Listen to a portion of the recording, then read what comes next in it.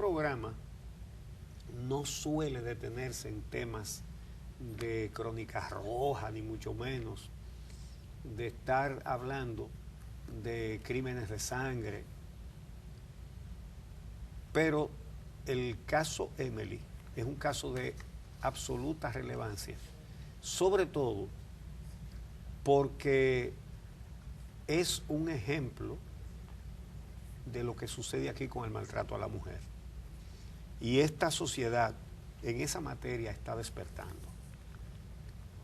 De manera que sí hay que tratar este caso, aún con sus detalles espeluznantes, ¿verdad? Que repito, no es del gusto de nosotros dilucidar estos detalles.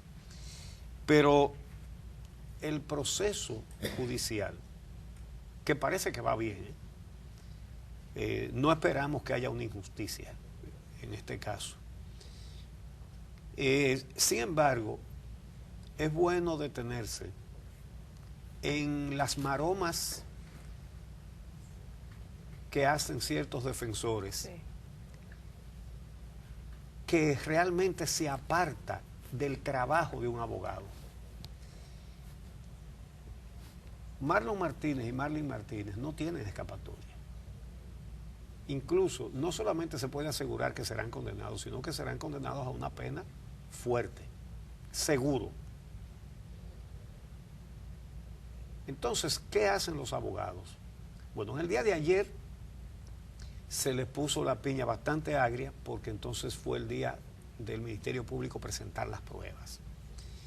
Entre esas pruebas está el informe de la necropsia que se le hizo al cadáver de Emily Peguero, que lo dice todo. La necropsia lo dice todo, dice cómo fue ese crimen.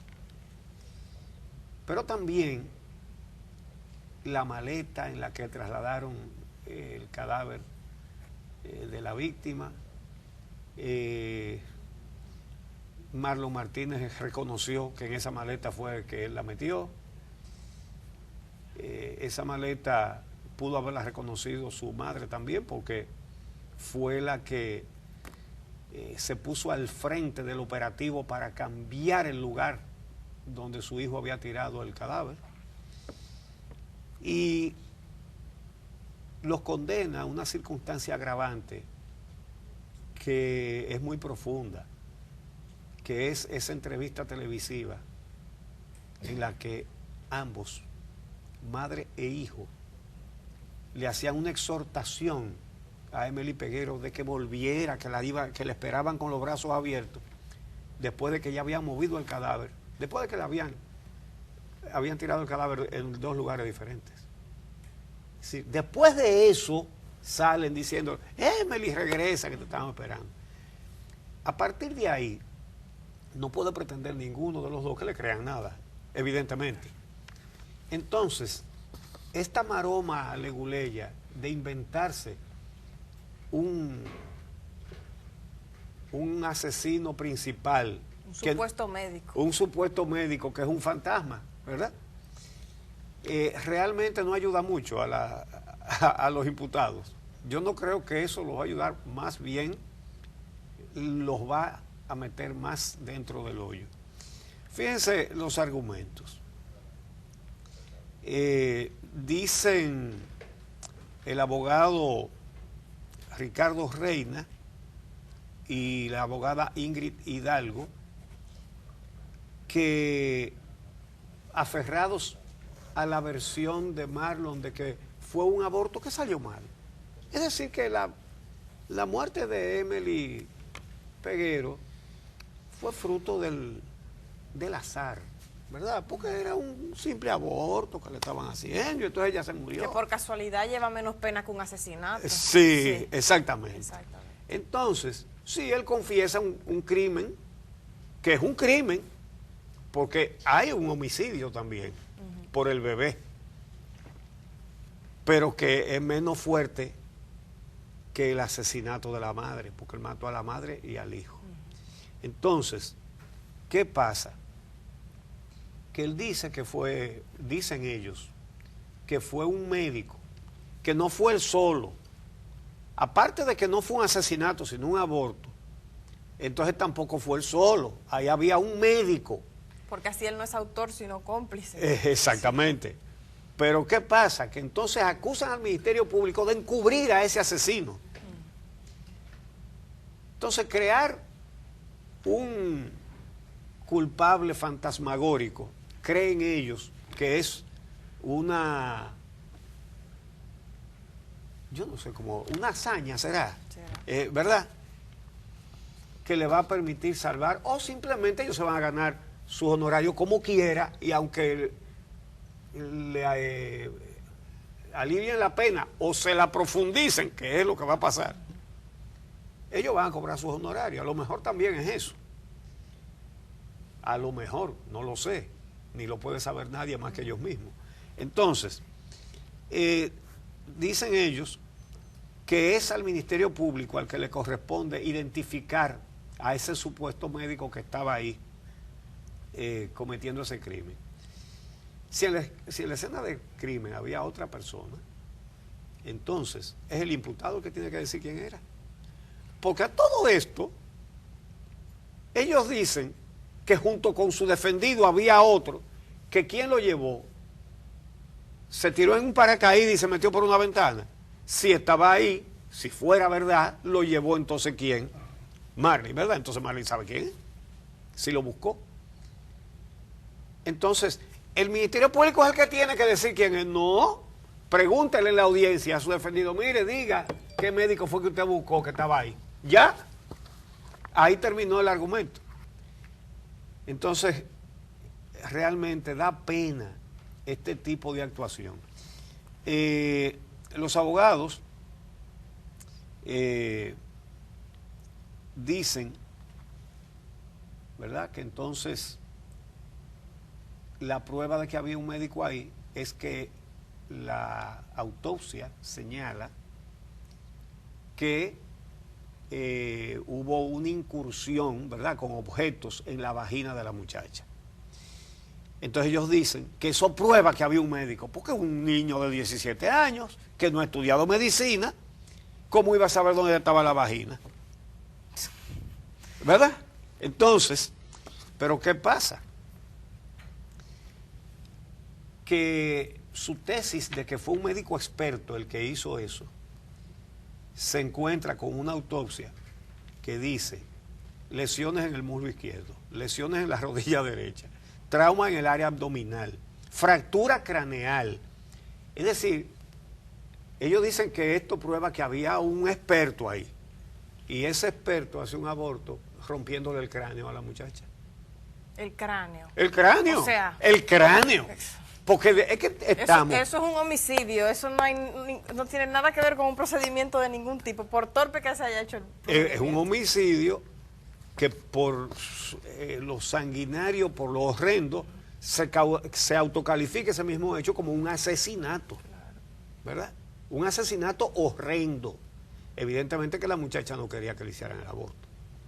Por eso tiene un golpe en la base del cráneo con un objeto metálico contundente, como lo define la autopsia. Que según la autopsia era suficiente para quitarle la vida. Exacto. Entonces, desde que ese golpe se consumó, el homicidio se consumó también. Entonces, a Marlon y a Marlin Martínez los condena el carácter horrendo del hecho que cometieron, la simulación, la mentira, esa entrevista televisiva creo que los acaba de hundir, y me parece que esta pirueta leguleya los hunde todavía más. No hay forma de que escapen a una sanción ejemplar, sobre todo porque ahora hay mucho más conciencia, hay un despertar, que qué bueno, qué bueno. Es lo que sucede también con el acoso, ¿verdad? Entonces, que a propósito de esto, quiero recomendarles a todos una serie de trabajos que desde hace 3 días inició el Listín Diario, dando a conocer casos que no se han conocido en la justicia. de abusos sexuales contra menores en el ámbito religioso, no solamente en la Iglesia Católica. Han publicado 3 casos ya de abusos de sacerdotes, pero hay uno también que salió en el día de ayer, horrible, cometido por un pastor. No hay dudas de que las iglesias tienen el deber de hacer una catarsis. El Papa Francisco eso es lo que ha iniciado, en eso están, qué bueno. El cambio se ha visto en la Iglesia Católica Dominicana, qué bueno, ayer lo decíamos, pero los casos pasados que se puedan llevar a la justicia se deben llevar. Es lo que está pasando en varios países, por ejemplo en Chile. En algunos países se han creado comités, asociaciones de víctimas que se han unido para tratar de judicializar casos pasados y se han judicializado y hay sanciones. Y para sanar el trauma también. Y bueno, justamente, ahora que tú mencionas esa parte, Carolina, sanar el trauma, porque las secuelas que deja no son físicas nada más, son fundamentalmente emocionales y mentales. Y resulta que esos reportajes que están publicando el Listín Diario se fundamentan en eso.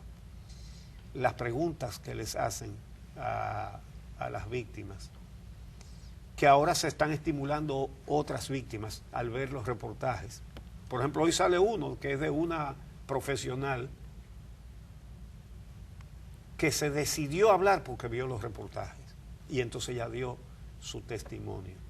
No mencionan a los depredadores por sus nombres, pero por ejemplo en el caso de esa mujer valiente, que lo describe, es una cosa desgarradora, pero es bueno leerlo, es bueno enterarse, porque describe cómo abusaba un sacerdote de ella y describe cómo eso le destruyó su vida, porque entonces su mamá no se atrevió a decírselo a su madre porque pensaba que no le iba a creer, porque su madre era la que la mandaba a la iglesia. Bueno, son situaciones demasiado fuertes. Don Uchi, sobre la violencia sexual acaba de surgir una noticia acerca del Premio Nobel de la Paz que se otorgó hace solo minutos a 2 campeones de la lucha contra la violencia sexual en el mundo. Yo creo que eso es un mensaje internacional acerca de la relevancia de la lucha. Hay un congolés. ¿Perdone? ¿Cuáles son los? El congoleño Denis Mukwege y la ex esclava sexual del grupo del Estado Islámico Nadia Murad, ginecólogo y víctima respectivamente, y ambos, como dice el periódico El Espectador, encarnan esta lucha planetaria ya por erradicar la violencia sexual contra las mujeres, sobre todo en todo el mundo. El movimiento Me Too también en Estados Unidos ha generado una atención de los medios de comunicación, y aquí en la República Dominicana también, desde escándalos recientes del comunicador, como sabemos que ha surgido recientemente, y también casos como lo de la víctima canadiense que tiene más de 1 año esperando justicia. Es decir, el tema de la violencia sexual en la República Dominicana y en el país tiene una relevancia especial. Cuando ustedes ven que el Premio Nobel de la Paz se lo dan a 2 personas que están luchando con esta causa, es un despertar de la conciencia en el mundo entero, en todo el planeta. Y eso nos incluye, afortunadamente. Entonces, las iglesias tienen que poner mucha atención dentro de ellas mismas. Mucha atención. Mucha. Sobre todo cuando se trata de la orientación de menores de edad. Repito lo que dijimos ayer aquí, en el sentido de que conocemos muchos religiosos que son gente buena y gente seria, que trabajan para el prójimo. De hecho, en este programa teníamos un compañero, el padre Abelino Fernández, que en gloria esté, que en gloria está, sin ninguna duda. Su trabajo era con los pobres, hombre honesto, serio. Y así hay cantidades. Yo pudiera mencionar ahora mismo varios religiosos que son gente de fiar, gente buena. Pero tienen que estar atentos. El problema de la iglesia fue el hecho de querer ocultar esas cosas para evitar daños a la institución, pero el daño a la institución lo hace ocultarla. El daño que se le hace a la institución es ocultar esas cosas. El bien que se le hace a la institución es ponerlas bajo la luz, como han hecho con el caso de Sabana Grande de Boyar. Qué bien, esa es la actuación. Y entonces, irradiar al que está sucio. Así queda limpia la institución, queda limpia la iglesia. Cuando se ensucia la iglesia, cuando protege a esos depredadores. Entonces, eso hay que tenerlo muy claro. Evidentemente que el Papa Francisco lo tiene claro, evidentemente que el arzobispo metropolitano Francisco Osoria lo tiene claro, que la iglesia dominicana hoy día lo tiene claro. Y digo hoy día porque hay cosas en el pasado, muchas. Entonces, qué bueno. La iglesia no debe avergonzarse de cambiar normas, al contrario. Es decir, si desde que la ciencia le demostró que la Tierra gira alrededor del Sol, ¿verdad? Después de que eso era un dogma. De allá para acá. Señores, la Inquisición le cayó encima a Galileo Galilei por ese problema, ¿verdad? Porque decía eso y lo obligaron a retractarse. Bueno, el mundo evoluciona. Dios no hizo una vida, ¿cómo se llama?, estancada. No. Es una vida que evoluciona. Las sociedades evolucionan, el mundo evoluciona. Y la iglesia, que es una institución milenaria, a pesar de su antigüedad, tiene que irse poniendo al día. Entonces, así como admitió por fin que la Tierra giraba alrededor del Sol, así hay algunas cosas que pudiera revisar dentro de sí misma. La sexualidad nos la puso Dios a todos para preservar la especie. Lo malo es hacer un uso inadecuado, indebido de ella. Pero si no se hiciera uso de la sexualidad, nos hubiéramos extinguido, no estuviéramos aquí ninguno, ¿verdad? Entonces, uno se pregunta, quizá es una frescura meterse en este tema, pero el celibato no es nadar contra la corriente que puso Dios. Sí, si Dios nos puso a todos la sexualidad, no es hora de comenzar a pensar en eso. Y pensar en la conexión entre el celibato y estos casos que surgen en la oscuridad de la iglesia, porque es precisamente eso, el peligro. Claro, y otra cosa además, Dios hizo al hombre y a la mujer iguales como entes, distintos fisiológicamente, pero iguales como entes, como seres humanos. Y la participación de la mujer en la iglesia. El Papa Francisco ya se atrevió a autorizar diaconesas por primera vez. Esperamos que eso sea el principio de un camino en el cual podamos ver curas, damas curas, arzobispas, obispas, cardenalas, papisas, quién sabe, alguna vez, porque Dios nos hizo iguales a todos. Entonces, criterios que se establecieron hace miles de años, no es ninguna apostasía revisarlos y actualizarse.